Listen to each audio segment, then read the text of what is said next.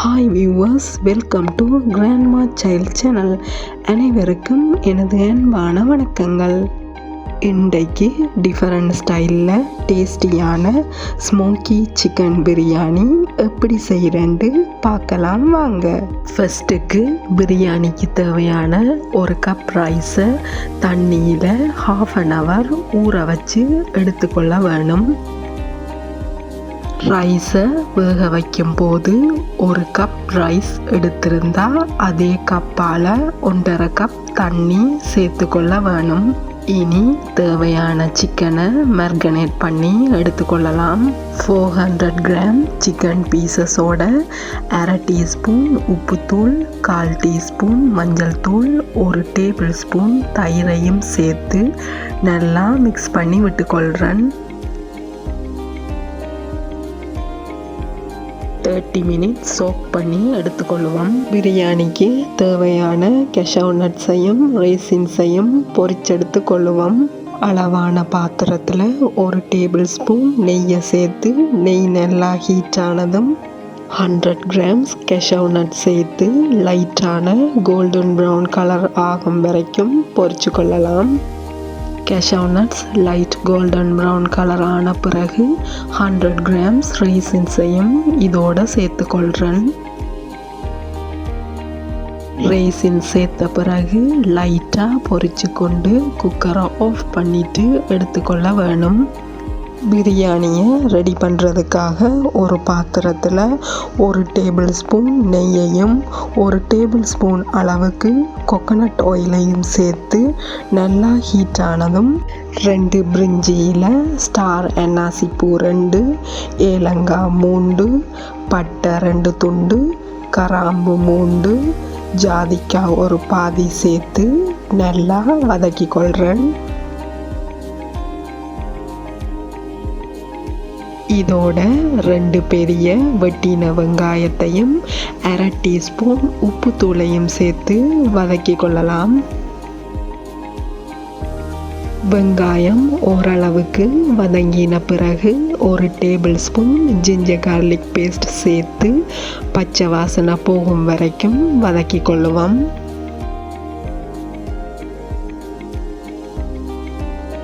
வெட்டி எடுத்த 2 பெரிய தக்காளியையும் 2 பச்சை மிளகாயையும் இதோட சேர்த்து கொள்கிறேன்.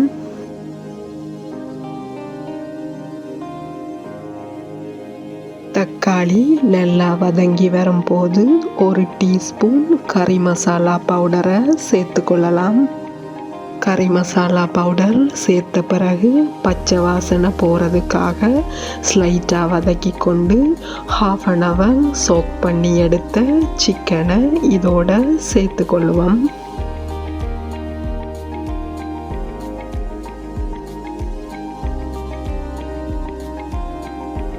இனி லோ ஃப்ளேமில் குக்கரை வச்சு ஒரு மூடியால் மூடி சிக்கனில் இருக்கிற தண்ணி ரிலீஸ் ஆகி வேகும் வரைக்கும் விட வேணும்.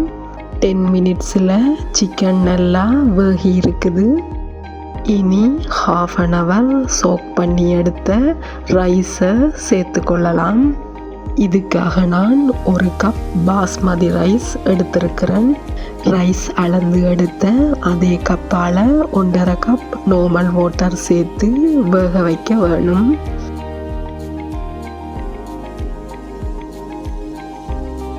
உப்பு காணுமாண்டு செக் பண்ணி பார்த்துட்டு இன்னும் ஒரு 1/2 டீஸ்பூன் உப்பு சேர்த்து குக்கரை லோ ஃப்ளேமில் வச்சு கொண்டு ஒரு மூடியால் மூடி வேக விடலாம். சரியா 20 minutesல எல்லாம் நல்லா செட் ஆகி பிரியாணி ரெடியாகி இருக்குது. இனி குக்கரை ஆஃப் பண்ணி கொள்ளுவோம். ஆல்ரெடி நெய்யில் ஃப்ரை பண்ணி எடுத்த கேஷ்யூ நட்ஸையும் ரேசின்ஸையும் சேர்த்து கொள்கிறேன். இதோட கொத்தமல்லி இலைகளை மேலால் சேர்த்து கார்னிஷ் பண்ணி கொள்ளலாம். இந்த பிரியாணிக்கு ஹைலைட்டான ஸ்மோக்கி ஃப்ளேவரை கொடுக்கறதுக்காக அலுமினியம் ஃபாயிலுக்கு மேலே ஹீட் ஆக்கின சாக்கோலை வச்சு 1/2 டீஸ்பூன் நெய்யை இதுக்கு மேலே ஊற்றி கொள்கிறேன். நெய்யை சேர்த்தோன்னே நெய் வாசனையோடு சேர்ந்து புகை வர தொடங்கும். அப்படியே ஒரு மூடியால் புகை வெளியில் வராமல் மூடிக்கொள்ள வேணும். இனி சர்வ் பண்ணும்போது ஓப்பன் பண்ணி சர்வ் பண்ணிக்கொண்டா சரி. சர்வ் பண்ணுறதுக்காக ஒரு பிளேட்டில் எடுத்துக்கொள்ளுவோம்.